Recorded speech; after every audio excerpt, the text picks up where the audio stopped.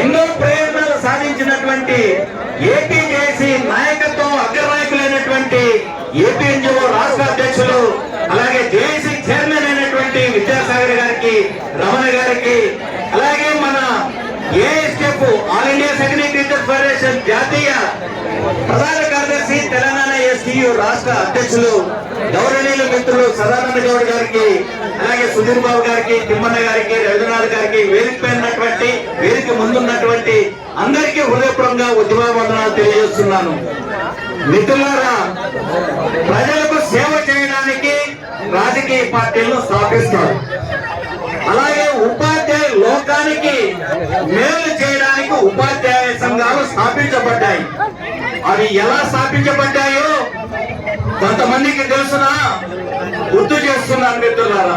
స్వాతంత్రం రాక పూర్వమే మక్తుమ్ మొయినుద్దీన్ గారి యొక్క ఆధ్వర్యంలో ఎస్టీయూ స్థాపన జరిగితే ప్రభుత్వానికి వ్యతిరేకంగా ఎస్టీయూని మీరు స్థాపిస్తారని నిజాం ప్రభుత్వం సంఘాన్ని రద్దు చేస్తే ఏడాది తిరగక ముందే నిజాం ప్రభుత్వం గడువు వంచి సంఘాన్ని పునరుద్ధరించడమే కాకుండా నిజాం ప్రభుత్వం దగ్గర రికగ్నిషన్ పొందినటువంటి చరిత్రలో నిలిచి ఉన్నది.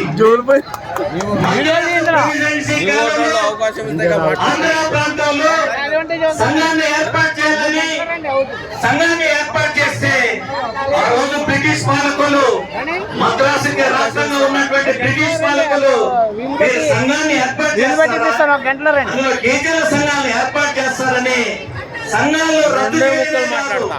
మన ఎస్టీయూ ఉపాధ్యాయ ఉద్యమ నాయకులైనటువంటి వీణ విజయగౌడ లాంటి మహోన్నత వ్యక్తుల యొక్క అలాగే సత్యవేత్తు కూడా నాటి పాలకులు రద్దు చేస్తే మళ్ళా మద్రాస్ హైకోర్టు నుంచి సంఘం పెట్టుకున్నటువంటి హక్కును మనం సాధించుకుంటాము అని చెప్పేసి నేను మనం చేస్తున్నాను. సంఘం పెట్టుకోవడానికి నిరోచితమైనటువంటి పోరాటాలు చేసినాం.